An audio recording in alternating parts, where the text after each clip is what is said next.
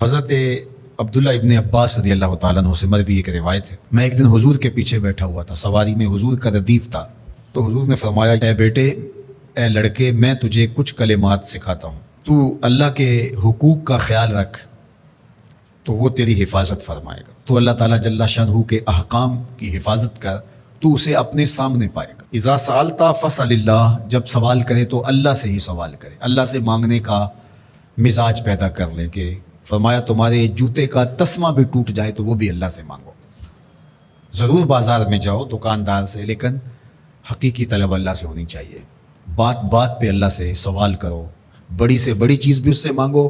چھوٹی سے چھوٹی چیز بھی اسی سے طلب کرو، ہماری ساری ضرورتوں کا کفیل ہمارا رب، ہمارا مالک ہے۔ تو دوسری نصیحت یہ کی کہ جب تو استعانت طلب کرے، مدد طلب کرے تو اللہ سے ہی استعانت طلب کرے، وعلم اور جان کہ اگر ساری امت، سارے لوگ، پوری قوم جمع ہو کے تمہیں فائدہ پہنچانے کی کوشش میں لگ جائیں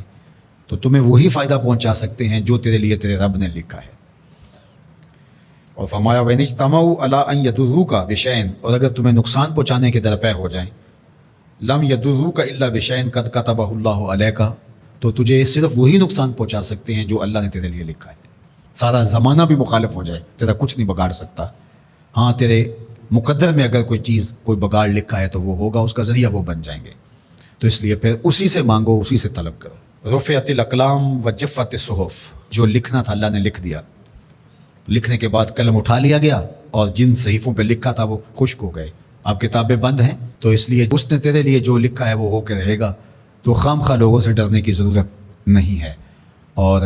تیرا فائدہ، تیرا نقصان اسی کے دستے قدرت میں ہے، تو اسی سے طلب کر، اسی سے مانگ۔ اور فرمایا تو اللہ تعالیٰ جل شانہ کو رخاء میں، خوشحالی میں یاد کر،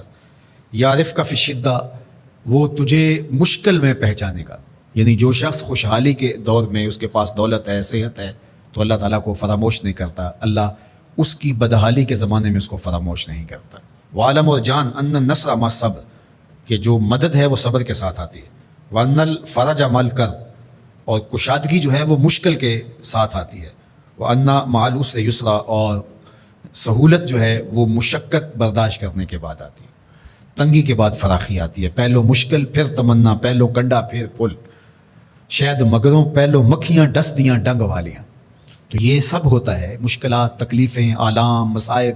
ان سب سے گزر کر کے آسانیاں آتی ہیں۔ خود حضور کی زندگی دیکھ لیجئے، مدنی زندگی، مکی زندگی کے گزرنے کے بعد، طائف کے مراحل کو طے کرنے کے بعد آتی،